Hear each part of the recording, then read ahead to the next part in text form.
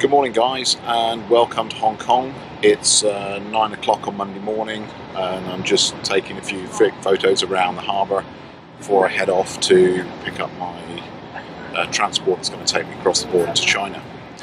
A couple of days of long travel behind me. Got a good night's sleep last night, so hopefully the jet lag won't be too bad, but I'm pretty sure I'm going to be awake at 1 o'clock tomorrow morning. Today, one business meeting today over in Shenzhen. So I always love coming back to Hong Kong. Over the course of my life I've had reasons to come here from the time when I was in the army, and it's been great to come back every year, every couple of years, just to see the changes. The skyline behind me has changed drastically in the last 20 years. Behind me you can see Central Plaza. I used to work for a company that had an office in there. In fact, I spent a lot of time prior to Y2K helping get their systems all ready for the Y2K bug that never really materialised. So I better get packed up, go and get my car from the hotel and get across the border, and I'll see you all in Shenzhen.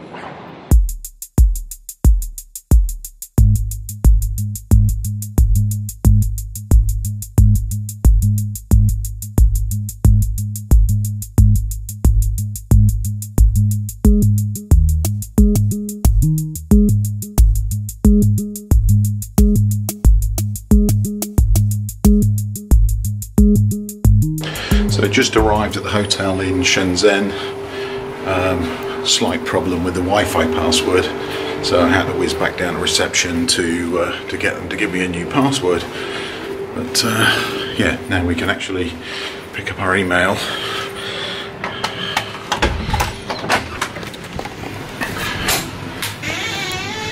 I've got to say, quite a nice room. Pretty well appointed. This is the Pavilion Hotel in Shenzhen. So this is where we usually stay when we come to China for our first stop. It's a very nice hotel, really no complaints about it. Got to go for a bit of a walk later on, grab some dinner, but have a quick look out the window. There's not much of a view, it's a bit dark. Looks like the other tower is right in front of me. You can see other than the reflection in the window or a view down the street there. But we're pretty high up, we're on the 23rd floor, so shouldn't get too much noise from the road. But we'll see how things go. So, it's been a busy day. Had our meetings today, come back to the hotel, going to get washed up, catch up on a bit of email, and then head out for some dinner later on. Maybe go visit a fake Apple store or two, because there's quite a few of them around here. So just waiting on Aaron. We're about to head out for the evening, grab some dinner, take a walk down the shopping streets here in Shenzhen, look at all the fake stores and other things that the people are selling. So hopefully Aaron will be out any second now and we can get going. There you are. I was waiting outside for you. So there we go, behind us there's an example of one of the fake Apple stores. Aaron tells me it says Apple Store in Chinese, but let's see if we can get a closer look. After sales service center.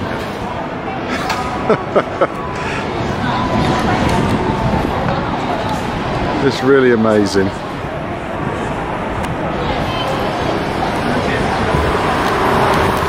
So 50 metres further down the street, and we've got another Apple store, and next door to it another Apple store. So I don't know how many we're going to see down this street, but obviously quite a few. So just across the road from the last one, here's another Apple store.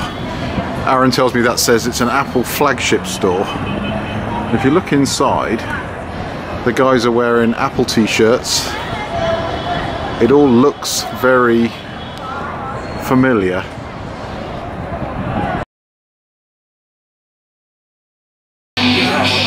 Aaron's just ordering us up some dinner. I have no idea what he's ordering, but we'll see.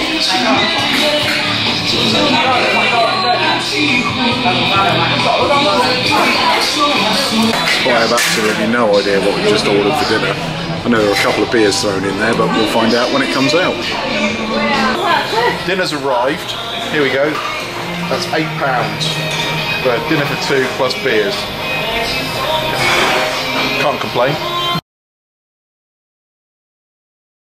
So it's been a pretty amazing day. We've finished our meeting. We're in Shenzhen International Airport and we're heading to Beijing. Should get in about 10 o'clock tonight. I'm just taking a walk up through the terminal because this building is absolutely stunning. This is the domestic terminal and it's probably big as 2 or 3 terminals that Heathrow put together. But let me take you on a little tour. So this is the main thoroughfare through Shenzhen terminal. I'm just moving out of the way for a cart. So that's one way, and if I turn around, you can see it stretches off into the distance. It's absolutely incredible. And the roof here is all one piece. This is one continuous building, and this is just the domestic terminal.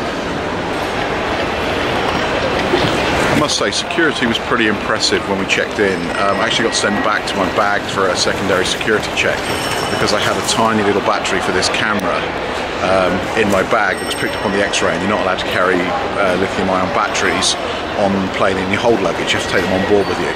So yeah, pretty amazing that they were able to spot it because it's a tiny little battery. So it's a little difficult to see outside. That's our plane, just through there. Our Air China plane. We're getting ready to board in about 10 minutes. But you can't really see what's going on because of the superstructure of this building. As you can see, it goes all the way down like this, so you have to kind of peek out through the holes to see if your aircraft's on its stand. But still, absolutely wonderful building. Full of all the usual shops that sell lots of things that 99% of the people coming through here can't actually afford. You know, all your Versace's and your Coach and your Mont Blanc. I mean, who actually comes to the airport and thinks, oh, what I really need is a Mont Blanc pen? This is our last stop in China. Quite a spectacular view from the window. I say it's very different to the climate and the temperature up in Beijing.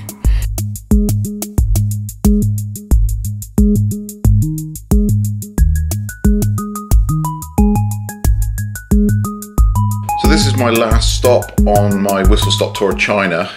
We started off at the beginning of the week in Hong Kong, across to Shenzhen for a couple of days, then up to Beijing for a couple of days. And we've just flown down to Xiamen. We'll be here for less than 24 hours and then it's back to Hong Kong for the weekend.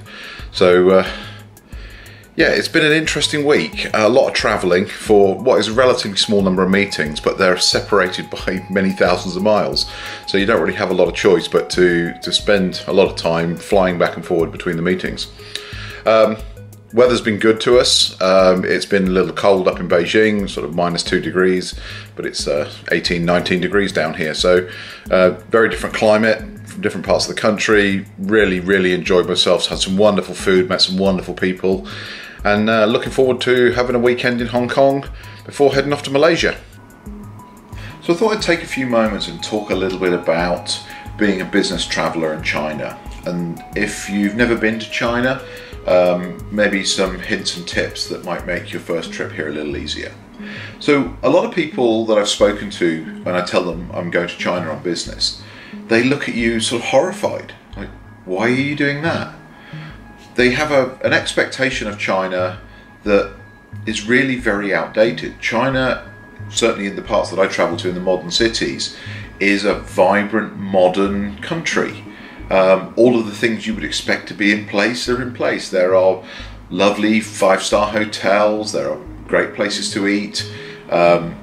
You don't have to go and eat Chinese food if you don't want to. There are places where you can get Western food. There's even Starbucks in all the major cities. You can get your coffee. But I would highly recommend, trying the local food, but do it with a guide. Do it with somebody who speaks the language, who can sort of, help you out. And that brings me on to the subject of language. You cannot guarantee that wherever you go, that the people are going to be able to speak English. There's just no need for it here. So I would recommend, if you're not used to traveling, you don't speak any Chinese, that you travel with a guide or a colleague who can at least help you get about.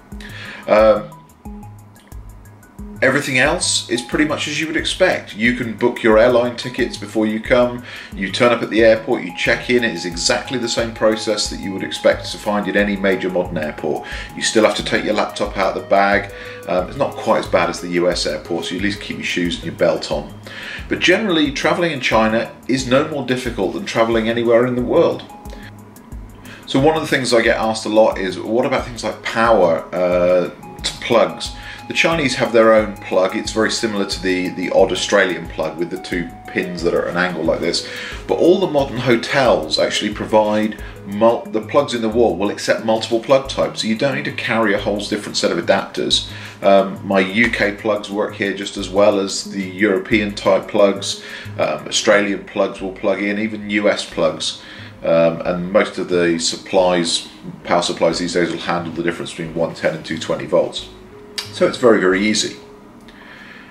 The one thing you need to be aware of here, though, is the internet is not as open and free as it is in other places in the world. Now, what do I mean by that? Well, there are certain services that are difficult to access. So things like Facebook, things like Google, Twitter, all of these kind of social media platforms generally are not available. Sometimes on some of the mobile carriers and in some of the five-star hotels you can actually get onto those platforms, but it's not guaranteed. In fact, the hotel I stayed at in Beijing yesterday, I could get onto the Google platforms for about an hour and then they just disappeared. I had no access to them for the rest of the evening. So you have to sort of think ahead. Now, we can all live without Facebook, I'm pretty sure. But if your company uses Gmail for your email, you might find when you get here that you can't get access to your email. So think ahead. If you do rely upon certain services that are not generally available here, you may want to think about putting in a backup plan. Now, you can solve the whole Google Mail thing really easily with a simple VPN client, VPN out of the country, and that generally solves the problem. But just be aware of it and make sure that you've got a backup plan. Otherwise you get here and all of a sudden you've got no access to email, you've got no access to maybe things like Google Docs. It might cause you a bit of a problem. But other than that, it's a wonderful country. I'd highly recommend if you get the chance to come visit and just relax, enjoy it. It's a great place and it's very easy to travel around.